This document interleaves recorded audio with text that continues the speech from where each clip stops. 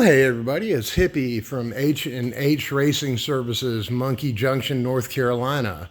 The Carolinas Full Throttle Magazine Mini Bike Drag Racing Series, the AMBDRA, the American Mini Bike Drag Racing Series, and, all those other things. So, finished up the work week at the big shop, and we'll be in the little shop the rest of the weekend doing mini bikes and our stuff. We're just back from 710 Dragway, where we took Darth Monkey. You have to understand that I'm surrounded by Star Wars geeks. I'm a Trekkie, but they're Star Wars people. They can't explain to me how the Millennium Falcon flies, but we'll just go and pass that. The Force. Yeah, the Force. Okay. So anyway, there is our two big block bikes that we run in the Carolinas Full Throttle Magazine Mini Bike Drag Racing Series, and again, we're real pleased with the way that performed. Again, I really dig that build. It's a lot of fun to ride. It's stable at high speed. And we have got so much room to get it faster, but that's not what we're here talking about tonight. I have finally gotten the opportunity and just made time to work on my Trailmaster. My Trailmaster out of nowhere started eating belts. And that was at Farmington last year? Yeah, that was back in November at Farmington. This thing started eating belts. The hub got broken, right? And it just got pushed off to the side because we're 17 deep in mini bikes around here, and I started riding my Baja at the events, and kind of let the Trailmaster sit a little, and I'm tired of that. I've got shocks, a new upside down fork front end for it, and I'm in here trying to diagnose what all is going on with it. I let David Garganis race this thing multiple times, and we ended up with a broken kickstand bracket, which I tried to braze to get it right so we could use it, but to no avail. It cracked. And what I found as I was going in here trying to troubleshoot this thing and see what was going on is that the swing arm gussets, especially the one on the left-hand side, are wallered out. They are way big and sloppy. And I actually have a bolt right here to demonstrate with. Baby, will you take over camera duties for me? Absolutely. There you go. That way I can use both hands. And that, of course, is my sweet love, Hannah. Yes, she hangs out in the shop with me. He's better with both hands. Yeah. Anyway, if you look, you can see that there's a considerable amount of wobble and slop in that gusset, and the bushings on the swing arm, though, are still nice and tight. They're firm. They're not cracked. They're in there solid. So I'm going to drill these out, and I'm going to put carbon steel inserts in them and weld them in. We're going to change these puny, wimpy little shocks out to some reservoir progressive shocks that I picked up in a trade.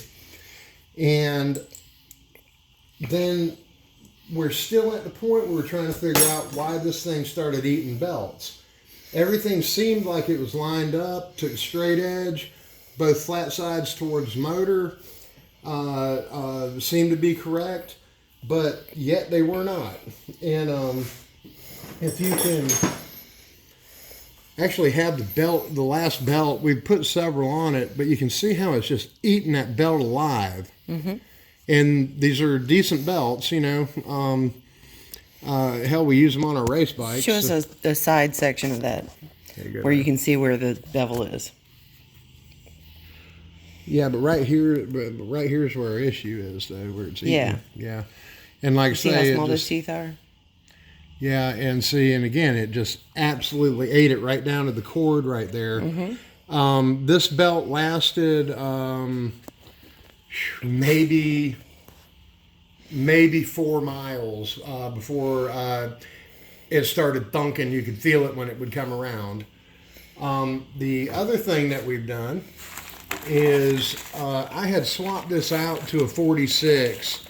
And we picked us up a new 60 tooth because I had a 60 tooth on it in the past and I really liked it. OMB has sealed this thing so good. Here we go. I got it, baby. But so anyway, we've got us a new 60 tooth for the rear, and I'm gonna put that 60 tooth back on it. Got a new gold chain. Thank you, OMB. Again, I have no complaints with OMB. I order something, it comes quickly. It's always correct. And the one time it ever had an issue, they fixed it like that. I got nothing but praise for OMB Warehouse. And I'm not talking trash about any other suppliers, but again, that just happened to be. I knew I was going to have a small window this weekend to work on my bike, and so I thought I'd take advantage of it. This engine is 196. It's the engine that comes in the Trailmaster stock. I bought this from Go Power Sports, and it had a leaking head gasket on it from the factory. They made that shit correct too, though. They made that correct too. Yes, they did. But we also shaved 60 thousandths off the head. I polished and ported and put my helical spiral golf ball dimpling treatment on the intake side, and the exhaust side we mirror polished. And we opened that thing up an awful lot. It's got 22-pound valve springs in it on a stock cam. And it's still got the stock flywheel in it because I like to have headlights and USB power in a cup holder. You haven't even governor deleted this, have you? Yes, this one's governor deleted. The 224 on the Baja is just like it came out of the box. We've done nothing to it yet. However, when I open this thing up, man, I've got they're crunchy stock bearings, and so Tony Witts actually donated a set of 6004 RS's 6004, which is your jack shaft bearing in this thing, or your driven bearing. Tony actually donated a set of these to me.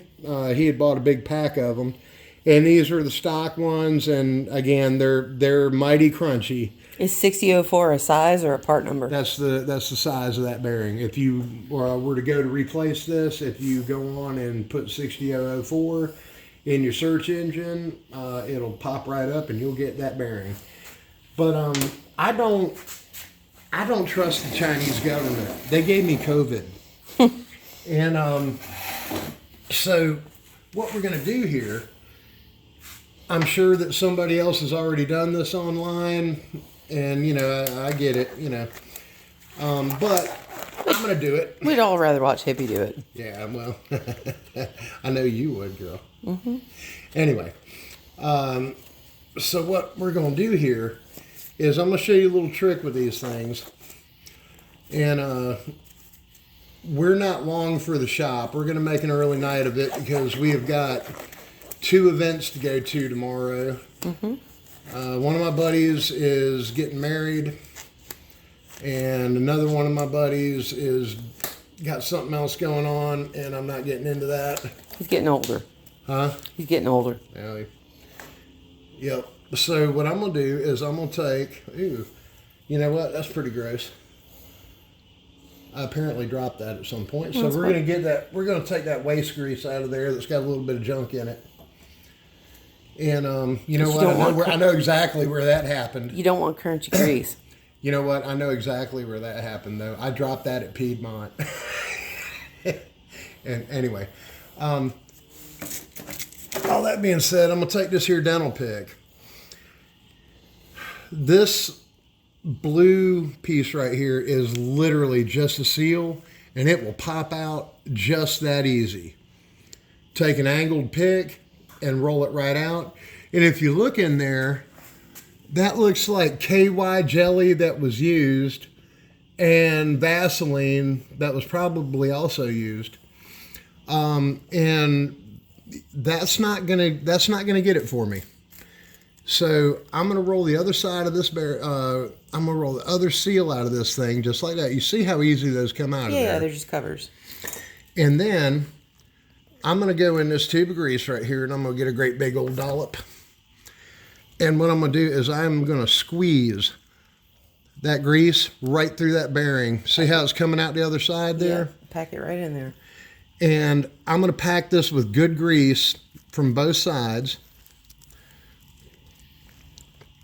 And now we have actually got some decent lubrication in this bearing, instead of whatever that gutter grease junk, probably made out of Uyghurs. Good lubrication is important. Yeah, man, but it's probably made out of Uyghurs, because, you know, they do harvest those people's body parts. But hey, I don't do political stuff on my channel. Anyway, I'm gonna go ahead and, like I say, I'm gonna just go ahead and get it in there, and I'm gonna pack it, and I'm gonna shove it through the other side until it comes out this side, just like that. And again, wear gloves, put it in a baggie. There's several different ways you can perform this. I would normally put it in a baggie, but I've been working all day. My knees are sore. I didn't feel like walking to the house, and I didn't want to. I hadn't seen Hannah all day, and I wanted to hang out with her, and I didn't want to make her have to go to the house either. So we're just going to do it with these gloves. I mean, you can raw dog it, but you're going to need like Dawn or you can raw dog it. You heard it. You heard it right from Sweet Hannah. You can raw dog it if you choose to. Then what we're going to do is you literally just pop that seal right back in place. Both sides. Boop, boop. And now what you've got is you've got quality grease in that bearing.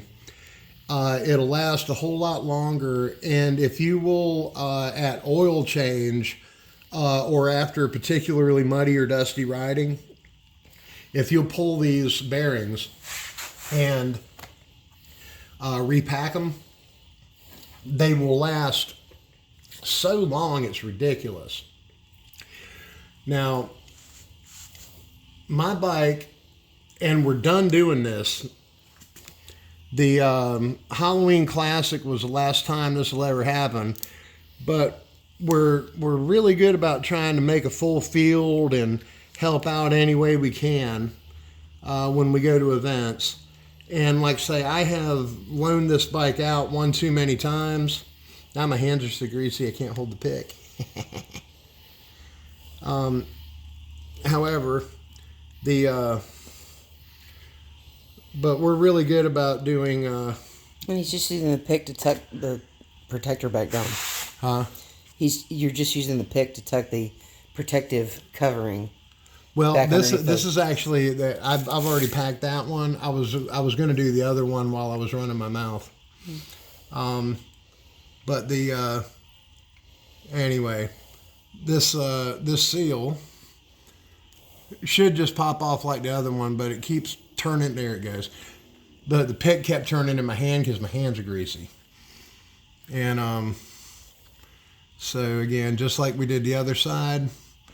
And this is why I like to do these. We never edit. We don't cut anything, man. However it is how we shoot it. And that way, you can see the little things that go wrong. I think they're comical. I think they're endearing. I enjoy it. But anyway, there we go. See, the first one went too darn well. Mm-hmm. And we're going to do the exact same thing. We're going to pull us a good slab of grease out of there. And this is a little bit wasteful and whatnot. But like I say, man, I'm beat. And the grease is like $3 a tube. Well, yeah, you know, I mean, yeah, exactly. And so what we're going to do is just the exact same thing. We're just going to pack that grease in there and shove it all the way through and let it come out the other side. And you'll always get a big dollop in the middle that you can pull back and use for your next one. Mm-hmm. And I will say though that honestly, the baggy method is really is so much cleaner and better and slicker than what I'm doing. But this is the way you can do it too, and you get the general idea. And plus, it gives me another couple minutes to run my mouth about this while we do it. So is the baggy method like a piping bag situation, or is it dump it in the baggy? You put you a great big old wad in there, and you stick the bearing in there, and you just squeeze squeeze it right through the bearing. Okay. And again, honestly, that's how I normally do them, but I also do them like this sometimes. It just depends upon the situation. And this situation calls for this. And so I'm going to go back and I'm going to scrape that up and get the last little bit in there. And it's not going to hold all of it because, you know, we took a great big old dollop out of it. And then I'm going to push the piece out the middle here and I'm going to roll it and get it distributed really good and make sure I don't have any light spots that I missed or anything. Mm-hmm. And man, that thing looks great. So now I'm going to just put, again, a little bit too much on the outside rim of this thing. Too much grease is better than not enough. Yeah, in a lot of cases. And then when I stick the seal in here, it's going to smash that grease on through. And like I say, that way we know we've got full bearing saturation here. Mm-hmm. And boo-boo. This works for your wheel bearings, steering head bearings. If you replace the Chinese junk with good bearings, which are just a couple dollars more, if you replace those to start with, and now I'll take a towel and clean this up before I go back in here. And the other thing I'm going to do with this is this does not have a spacer in this jack shaft tube. And I'm going to cut a spacer to cover our shaft so that the bearings are supported from the inside and the outside when we tighten it down. You can actually see, as I turn that there, you can actually see where that bearing was skipping and locking up. And on the inside here, where it had locked, where it tried to skip and lock up a couple times. This line right here. Exactly. You got your inside line and your outside line, and that's where that thing had hung up in the bearing. So we got one right here where we can look at it. And I'm probably going on too long with this, but you see how that goes right there? So what was happening is that inner race was locking up and it was letting the shaft spin a bit. Mm-hmm. Now we caught it before it was too long, too bad. Mm-hmm. There's a little bit of the nitrile coating that was on this shaft that's worn off of there, but you can't feel it. There's there's no scoring or anything that needs to be sanded or taken out with steel wool or anything. Right, it's just a little less finish. And then and this is the other one. Right. And now if you look at that pattern though, you see how you've got a single skim line there, mm-hmm. and then a full line here? Yeah.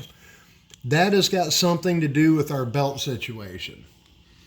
I don't know if the bottom cradle is bent on this thing, or if the pedestal has gotten bent, or if the engine has gotten knocked out of alignment.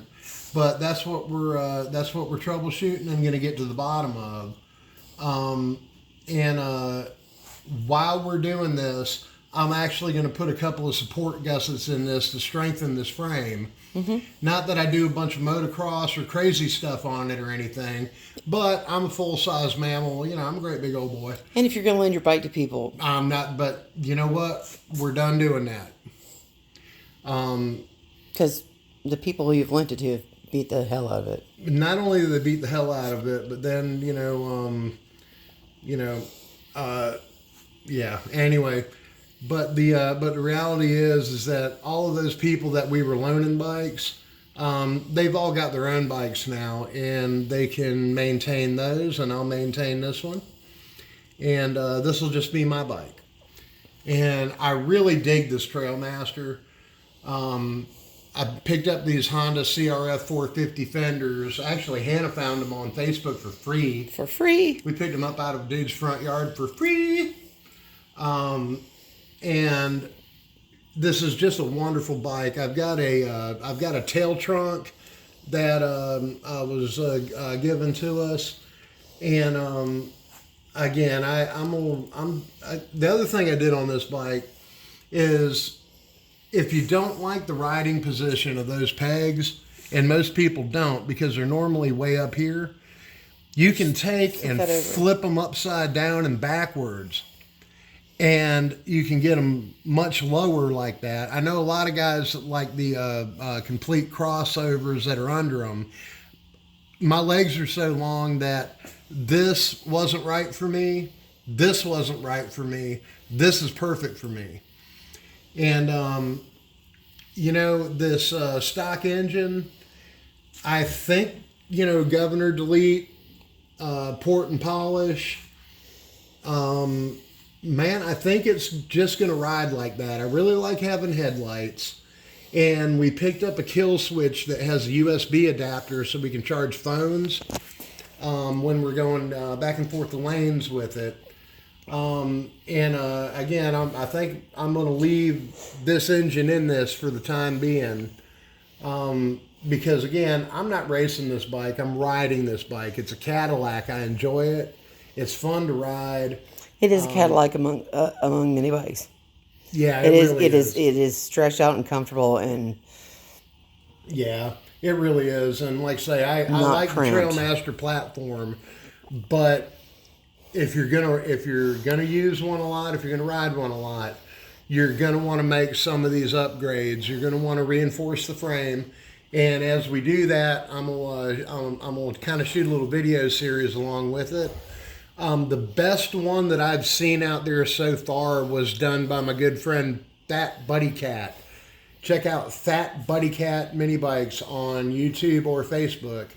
But he did a really, really incredible job of modifying one of these, and really did something special with it. Made it super strong. And anyway, you should watch that, because I'm gonna copy kind of most of what Buddy Cat did.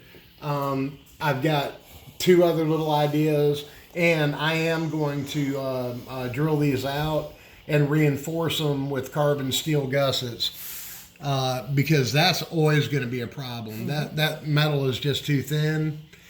I'm also going to cut this kickstand bracket off of here and weld this in solid, and put a little gusset here and on the other side. We have a really, really nice genuine Honda kickstand assembly that's got it's the whole thing. And I'm going to plate mount it probably right here. And I thought about mounting it on the right side, so then I could say that not even my bike leans left, but we don't do politics on my show.